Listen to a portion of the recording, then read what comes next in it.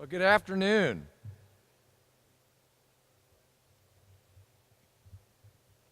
Thank you for being here and welcome to all. Last month, not far from this spot, 13-year-old Harry Tallifer lost his life trying to break up a fight. His life, tragically cut short, becomes a symbol for the lengths that some in our community will go to make our city safer for the rest of us. And so it is for kids like Harry that we have increased funding to community organizations engaged in neighborhood-based violence prevention, so that one day kids like Harry can grow up without having to navigate such deadly violence. Today we announce the first recipients of our new $300,000 grant program through the Office of Public Health and Safety.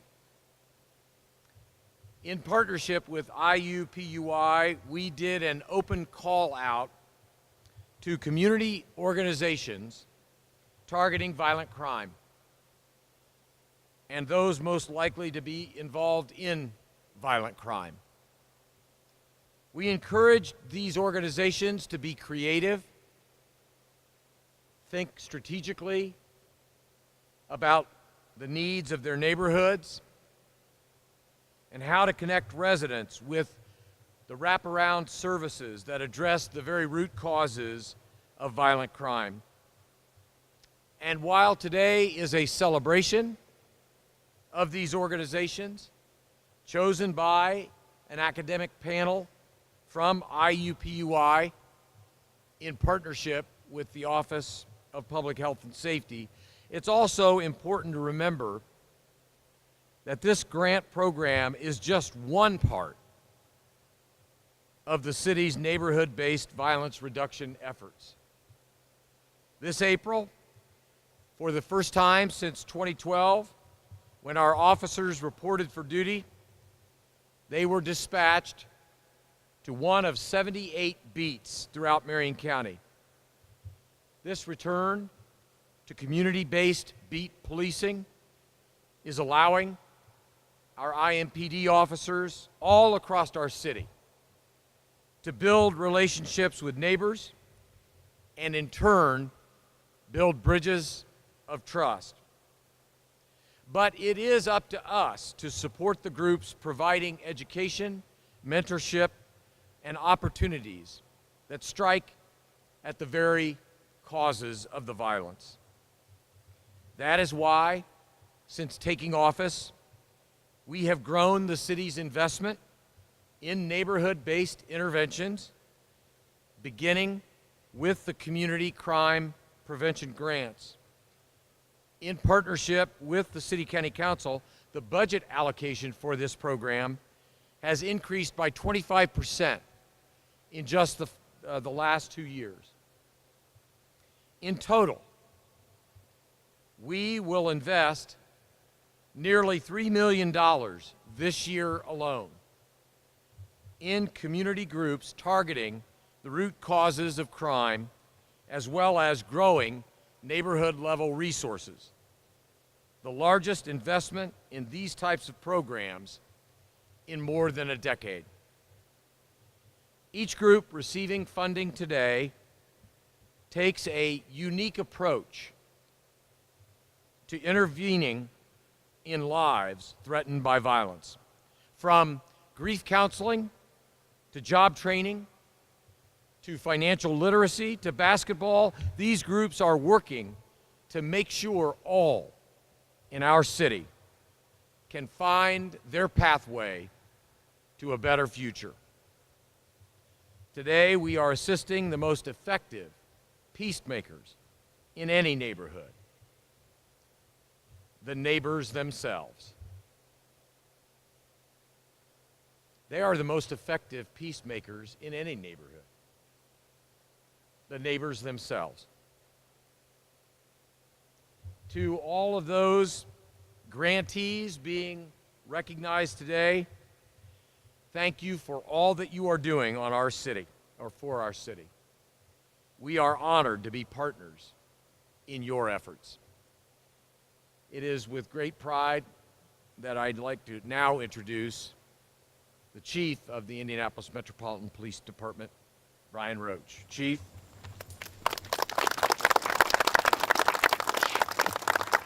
Well, here we are again, another exciting day, at least for the Indianapolis Metropolitan Police Department. We're so appreciative of the mayor and the city county council and Office of Public Health and Safety and those people behind us that really do understand that the only way to attack crime is through community and through relationships. And the amount of dollars that the city is putting in is something that I haven't seen as an officer for quite some time, and so we're so appreciative of that.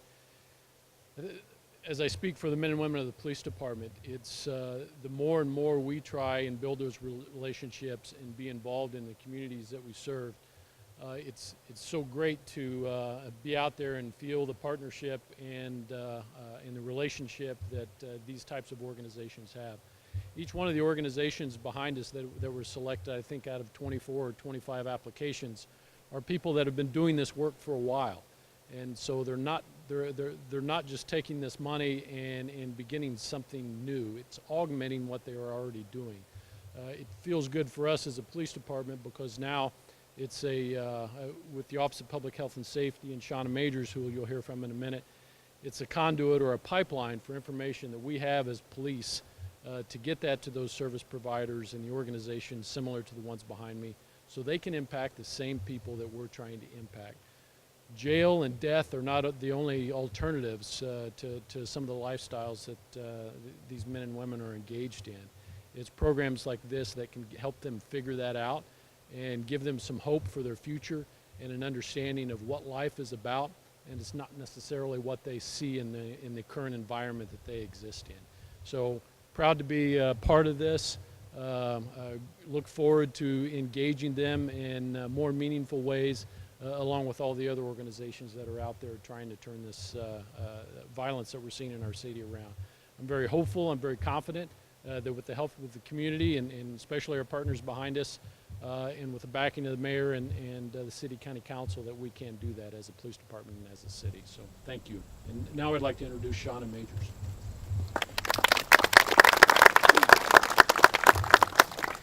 So thank you all for joining us for this exciting announcement. I'm super excited. I really would like to thank our partners at IUPUI and our community members who paneled these grants. It was a really difficult decision. Like Chief said, we had 25 applicants. So it is my pleasure to announce to you that the first recipients of the Community-Based Violence Reduction Partnership Grant. As I announce your organization, please come forward and accept your check from Mayor Hogsett. I want to say a couple little things about each organization before they come up though.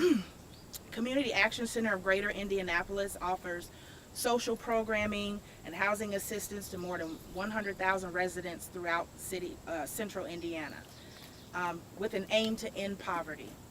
So grant funding will assist KG's efforts to provide occupational training, specifically in the construction trades, in addition to high school equivalency preparation and attainment, and life and personal development coaching to our youth.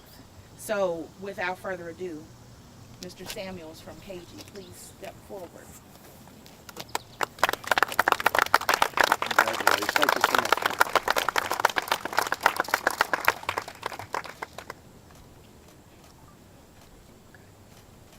Okay. So the next center I want to announce is the Edna Martin Christian Center. The Edna Martin Christian Center provides education, health, and business services to bridge divides and inspire hope in the Martindale-Brightwood neighborhood.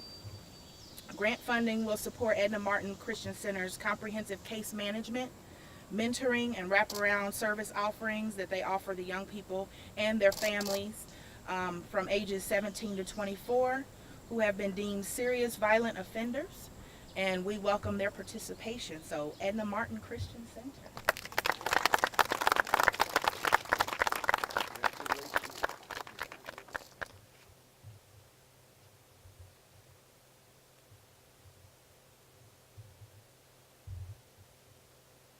Okay.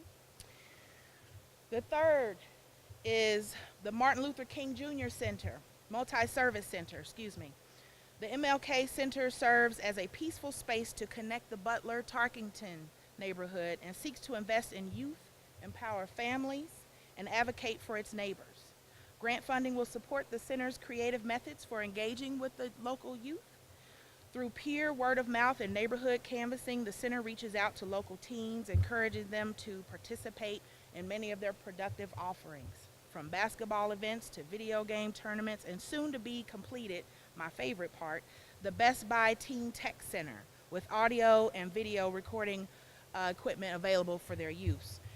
The funding will also support the center's work with IMPD North District to help build relationships between local teens and beat officers serving in that community. So, without further ado, Martin Luther King.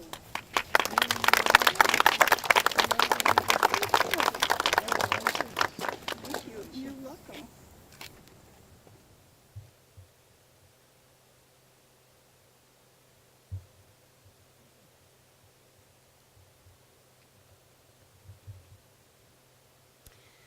Our next recipient, this is a great partnership with Mothers Against Violence and Flanner House.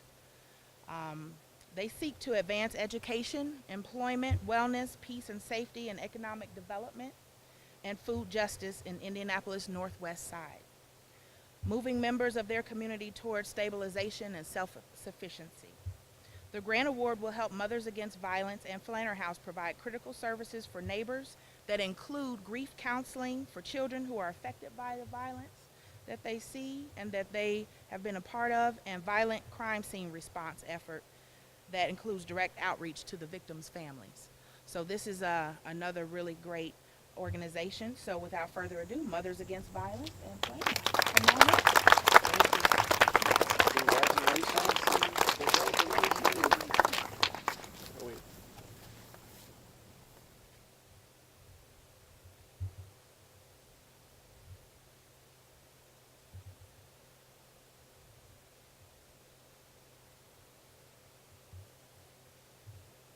It's okay to cry.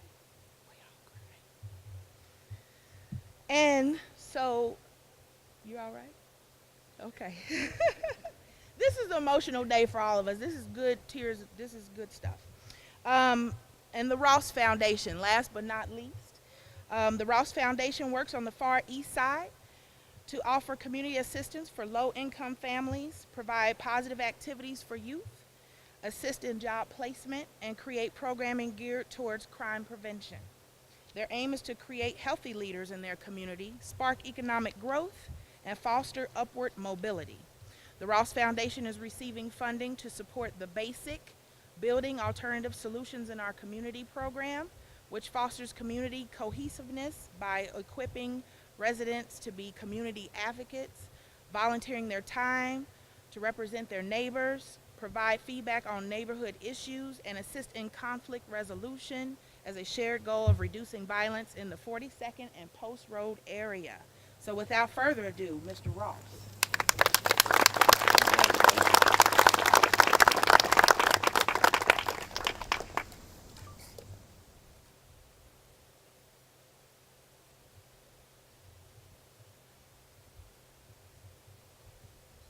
Congrats, sir.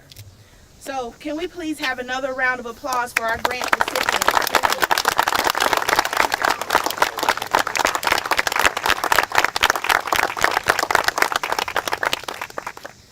I want to close by saying, working together with all of these groups and the other groups in the city that have reached out to us that said they want to be a part of what we're doing, I'm confident this partnership will improve the lives of our neighbors and safety in our neighborhoods.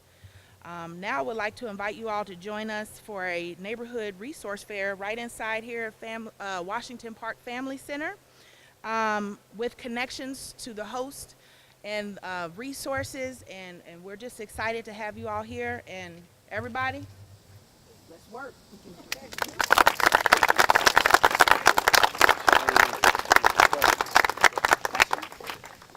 Any questions? Well, congratulations to all these deserving groups, and as Shauna said, let's get to work and make our city safer. Thank you.